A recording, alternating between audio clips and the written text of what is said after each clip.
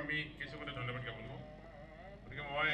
তেখেতে পোনে পোনে আহি আমাৰ 8খন আঁচনিৰ আজি শুভাৰম্ভ বিধানসভা সমষ্টিৰ মাননীয় বিধায়ক শ্ৰীজকাৰৰ মাননীয় জলসম্পদ দপ্তৰৰ মন্ত্ৰী তেখেতে 8খন আঁচনিৰ আজি আনুষ্ঠানিক শুভাৰম্ভণি কৰিছে। তেখেতক সহযোগ কৰিছে চাবুৱা বিধানসভা সমষ্টিৰ মাননীয় বিধায়ক অঞ্চলৰ বান বিধ্বস্ত ঠাইসমূহৰ মেৰামতিকৰণৰ বাবে হাতত লোৱা জলসম্পদ দপ্তৰ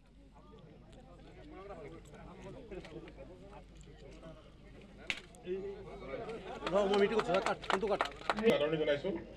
সমাজত উপস্থিত থকা অসম চৰকাৰৰ মাননীয় জলসম্পত্তি মৰমৰ মাতৃভূমি বিধায়ক তৰুণ গগৈ ডাঙৰীয়া, জিলা উপায়ুক্ত পঞ্চায়ত কৰ্মীসকল আৰু সন্মানীয় ৰাইজ, সাংবাদিক বন্ধুসকল, আপোনালোক সকলোকে আদৰণি জনাইছোঁ যে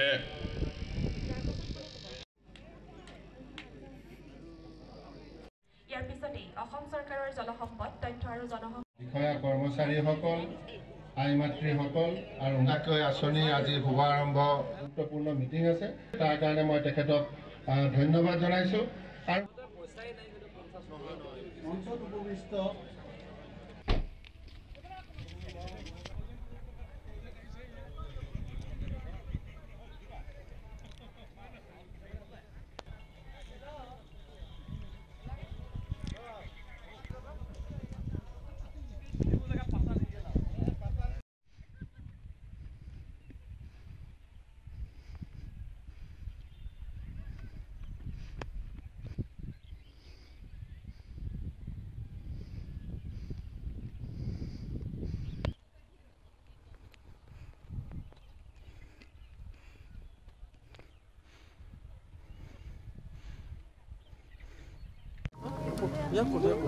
তাত 70 কোটি টকাৰে প্ৰটেকশ্যন আৰু নতুন মথাউৰিৰ কাৰণে কাম আৰম্ভ কৰিলোঁ।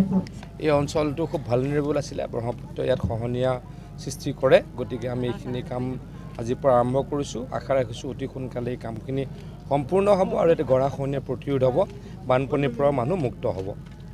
ছাৰ, আৰু এটা কথা আছিলে, ইতিমধ্যে ইয়াত যিটো আমাৰ নেশ্যনেল জিঅ'গ্ৰাফি যিটো আপোনাৰ নেশ্যনেল ৱাইল্ড লাইফৰ কাৰণে এটা খুলিছিল, এই আঁচনিসমূহ কেনেকৈ ধৰণৰ মানে ৱাটাৰ ৰিচোৰ্চৰ স্কিম নে কি হয় কিন্তু নাজানো মই ৱাইল্ড লাইফৰ বিষয়ে, ফৰেষ্ট ডিপাৰ্টমেণ্ট ৰিলেটেড কথা মই নাজানো।